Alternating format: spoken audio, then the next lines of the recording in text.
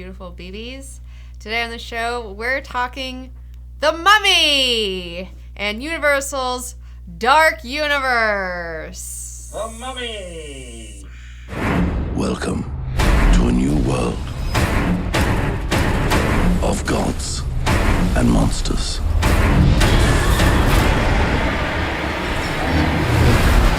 If you guys haven't noticed, we've been doing kind of two shows. We have the regular Comic Book Girl Named Teen show that takes place on our set with the big sunburst behind me. Those ones take a little bit longer to edit, a little bit more in depth. These ones are garbage. We just crank them out. Yeah, they're just garbage videos. No, they're just shorter ones with less whoop-de-doos. So as you probably have heard by now, The Mummy has been a huge flop for Universal Studios. It's been an official flop. They spent about $125 million making it, and if you include marketing costs, which generally is the same amount of budget they use for making the film, that makes it around potentially $250 million. I've also seen on the internet people say upwards of $300 million they've spent on this movie. In its opening weekend in America, it made $31.6 million, which is really bad. That's pretty shabby. And thus far, it has made worldwide, everything, about $182 million. And like, this movie is supposed to be the kickoff for Universal's Dark Universe that they're trying to make happen. They have all of these Universal movie monsters, and they're trying to like reboot them all and then have some weird shared universe thing a la, Marvel.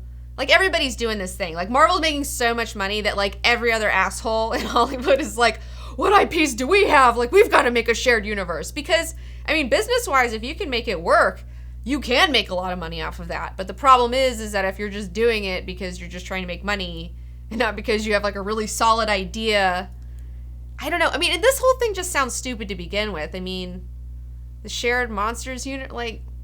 Okay, so here's the plot. In ancient Egypt, you had this girl, Amenet. She's a princess, and then she's supposed to be like the fucking king of Egypt or some shit. She's supposed to be the pharaoh. But then her dad goes and has like a son with this bitch, and so now she's like, oh, they're gonna take my power. So she makes a deal with Set, an Egyptian god, and the deal is she kills all of them, he'll give her all this power, and then she's gotta like put a knife in some chosen dude, and then that guy can inhabit that body. She like kills everyone, but before she can do that, these Egyptian priest dudes come out and like get her with these darts. And then they bury her. They wrap her up while she's still alive, and then they bury her. But the thing is because she made this deal with this god that she's immortal. So they just wrap her up, and then they take her out of Egypt, bury her in a thing of silver and all this fucking nonsense. It's like super nuts. And then Tom Cruise finds this secret fucking deal with his goofy ass sidekick. He had a comedic sidekick that was the worst. Yeah, he was 100% like unnecessary Jar Jar Binks type. And really, it isn't the actor's fault. It's not him. It's just the whole time he's like, you're gonna get us killed. He was just like nagging. He was like henpecking Tom Cruise, like the whole thing. It's like, why are you friends? Like, if this guy gets you in trouble all the time and you hate it, then like, why are you guys hanging out? And then he like again, spoilers. He dies in the movie. He gets bit by the spider, and everyone's like, oh, it's fine. And then they're on this plane, and the dude's like, and like has like black fucking like veins. And like, nobody's concerned about the black veins all over this fucking face. He dies. He comes back as like a zombie, and then they kill him. Like, they shoot him a bunch. And then I was like, great, he's dead, like, awesome. But then they fucking have him come back like this really sad ripoff of American Werewolf in London, where like Tom Cruise just starts seeing him like in mirrors and stuff. I thought you'd be glad to see me. And he's like, hey, like, I'm kind of goofy. Like, let's talk. Oh, we gotta lift this curse. It was like just totally American Werewolf in London, like just shamelessly. It was just shamelessly ripping that shit off. You're hurting my feelings. And I was like, fuck, they brought him back. Like, I thought he was gone, and they brought him back. Run!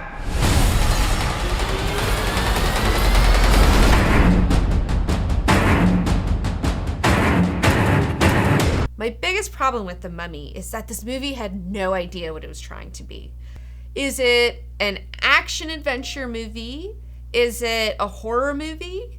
Is it a Tom Cruise movie? I don't know. Is it like a Avengers, like MCU origin movie? Like, what the fuck is this movie? It was just like one of those awkward teenagers who's like trying everything, and they just don't fucking know what they are yet. It was just painfully awkward to watch. It's just so weird. Like, sometimes this movie is just a straight up like Tom Cruise stunt, Mission Impossible, I'm a cool guy movie.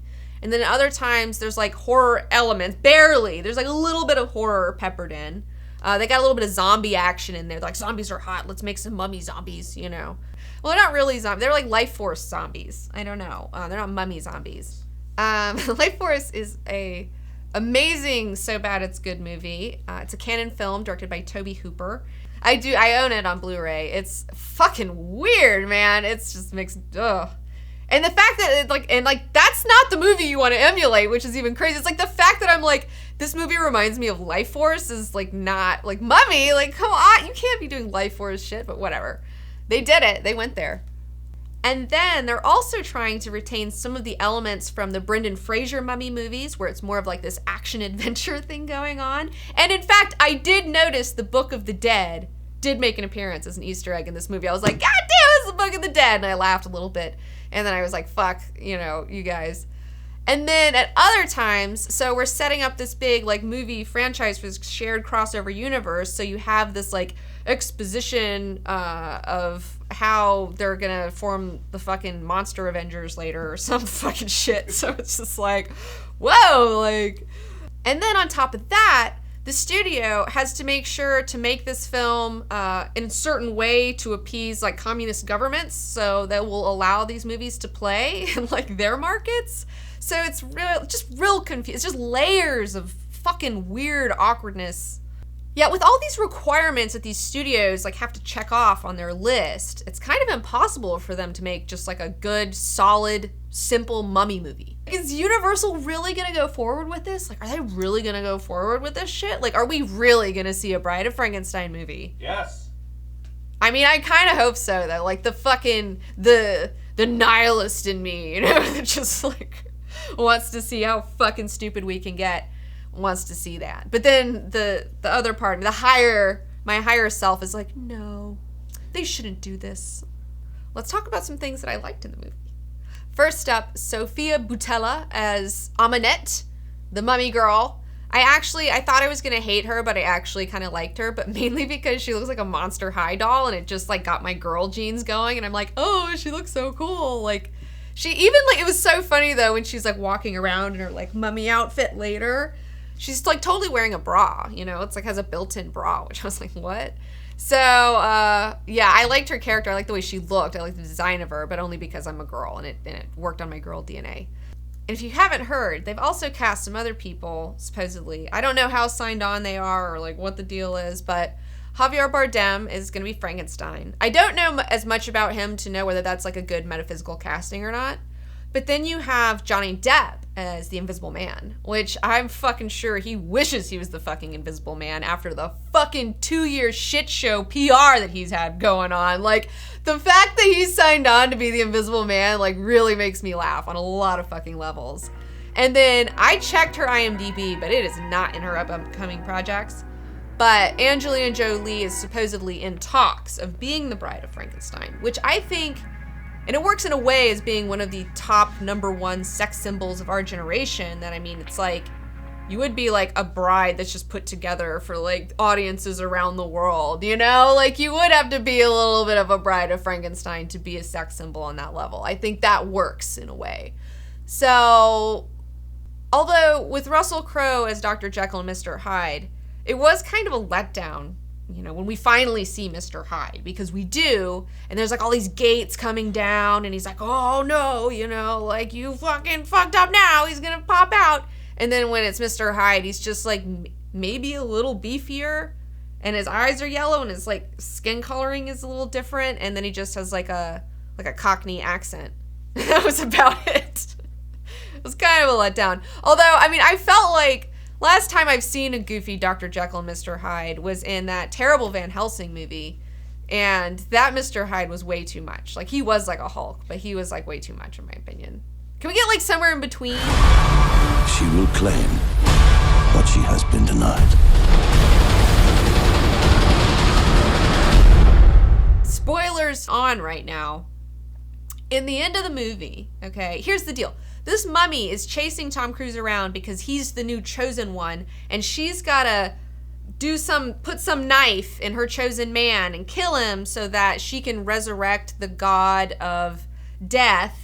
But spoilers, in the end of the movie, she finally gets the fucking knife and the gem and everything. Oh, and they're rolling around. And Tom Cruise gets the knife from her because he's a thief, you know. He gets the knife from her. And surprise, he stabs himself and just does exactly what she was trying to do and ends up, I guess, channeling and becoming a vessel for this Egyptian god of death. But I guess because he's Tom Cruise, he can control it, you know? Like, he can kind of... He didn't just get taken over. He can, I guess, like, Hulk out into the god of death or something. It's really, like, you really don't know. And in the end of the movie, he's in the shadows, so you don't see what he looks like, you know? Although there was this one thing where he did bring this girl back from the dead, and he's like, come back! And, like, and they did this really awful CGI with, like, teeth, and it just looks so stupid. And I was like, what was that? And then they never showed it again. But now Tom Cruise, at the end of the movie, is this god of death, which... is really funny to me because it's like Tom Cruise like just will not let himself age. Like I like Tom Cruise as an actor, okay? Like I'm kind of on Team Tom. He's a fucking nut and he's crazy as shit. But like I don't know. I'm rooting for him in a weird way. Like as a human being, I want him to figure it out even though there's like he's so, I don't know, he's too far deep.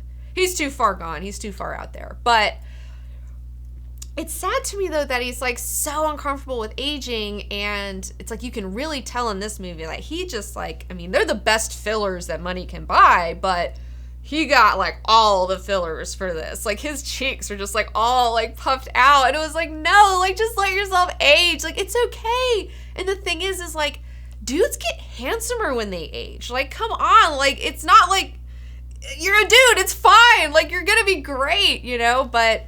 and even within the movie, there's a moment where Russell Crowe refers to him as a young man, like his character, Nick Morton. And it's so weird, and it's so laughable, and it's just so, like, just let it happen to you, dude. And so now that you have this guy who's afraid of aging, you know, and will not let himself age, essentially wants to be an immortal, who is now channeling this god of death who's, like, this immortal, it's kind of perfect, you know? It's kind of perfect.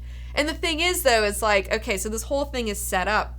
Okay, and the thing is, this whole thing is set up where at the end they're like, oh, you know, Tom Cruise is now this death god, you know, should we go after him, you know, or whatever, and they're like, oh, you know, we'll just have to see if he's on the side of good or evil, because sometimes it takes a monster to fight monsters.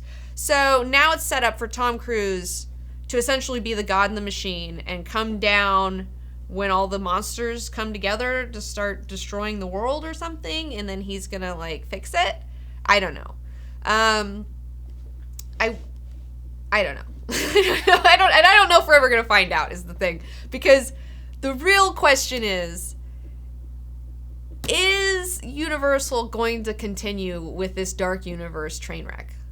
The reason why Marvel MCU is doing so well, in my opinion, is because they already have this huge fictional continuity that's been going for like over 60 years with like tons of amazing stories that have been proven by time. They have a lot to choose from. And so it's a real reach. Like, I feel like Universal's really reaching with this one. And the thing is like, I know that this isn't going to be the last bad shared universe idea we're going to see out of Hollywood. I mean, it's like, it is, if you can make it work, you are going to make a lot of money. But this is not the one. So now that this movie is an official flop, Universal is deeply embarrassed over this, especially after they just made this huge announcement about their dark universe that everyone's just like, you guys, you know, they sound like Sony when Sony was talking about all their Sinister Six fucking movies where you're just like rolling your eyes like, you guys look lame and dumb.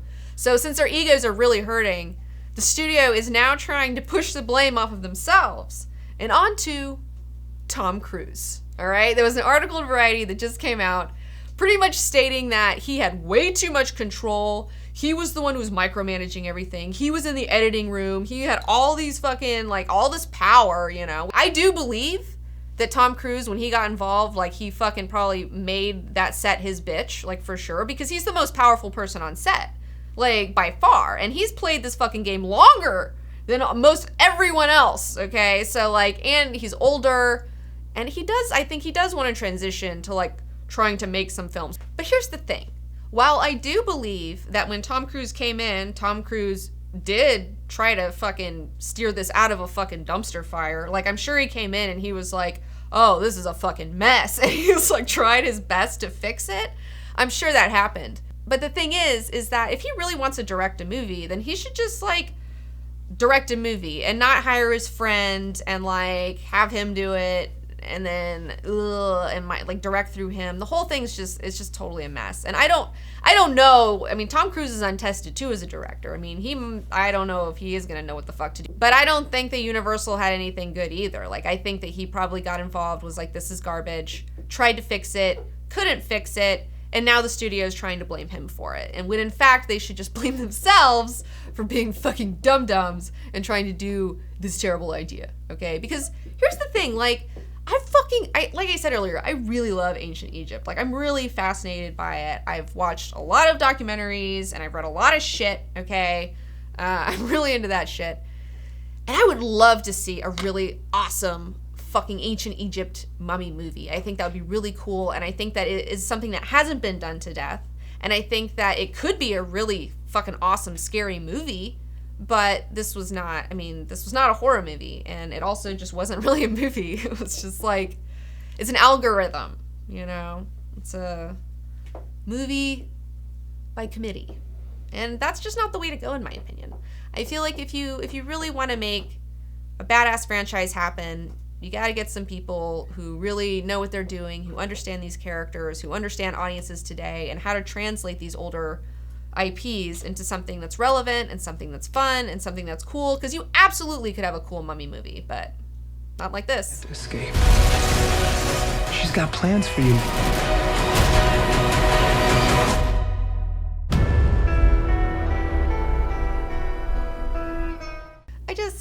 As a human being, you know, I just have been watching Tom Cruise for a long time, and I hate to see him being so vain and, like, taken over by his vanity and just not letting the aging thing happen.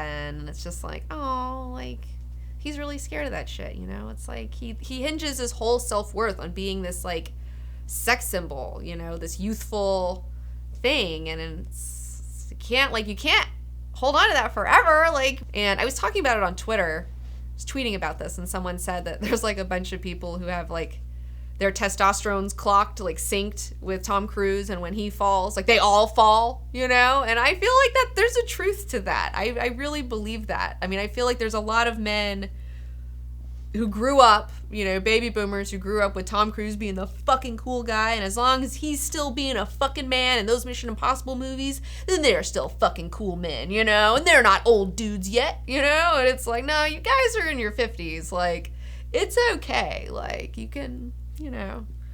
And it's, you know what, dude? Being older is awesome. Like, I know I'm going to have a little bit of an awkward transition, but at the same time, I'm really looking forward to being an old lady. I think it's going to be hilarious. I have a lot of fun plans. I have a lot of things that I want to do as an old lady. A lot of cosplays already planned. But I think of in terms of the long con. Plus, you just, like, I don't know, you get to be the wise one now, you know? Like, I like that. I want to be the wise one, the elder, you know? Like, that'll be a cool fucking phase in my life. So it's okay, dudes. It's all right. You're in your 50s. It's totally fine. Guys look cute. I mean, it's like, and Tom Cruise has, like, kept it up. Like, it's fine. Just let your cheeks be a little less poofy, you know? Let those wrinkles come in. Let them come in. I mean, I get it. I have my vanities too, you know? And let me know in the comments below how you felt about The Mummy. If you're one of the other 5 people that went and saw it, what did you think? There was a lot of people in the audience around me when I saw it that were, like, super fucking into it. There's like a Tom Cruise bros that were, like, there for it, you know? It was kind of surprising. And quick reminder, Dune Club is set to start very soon. Session 1 will be going on July 9th on Sunday at 3 p.m. on Twitch. We're going to live stream for 2 hours. You're going to need to read pages 1 through 59 in the mass market paperback. And you don't have to have a Dune box to be a part of Dune Club, bro. Just go get the book and you're fine. And also, don't forget to subscribe to my channel. Follow me on Instagram and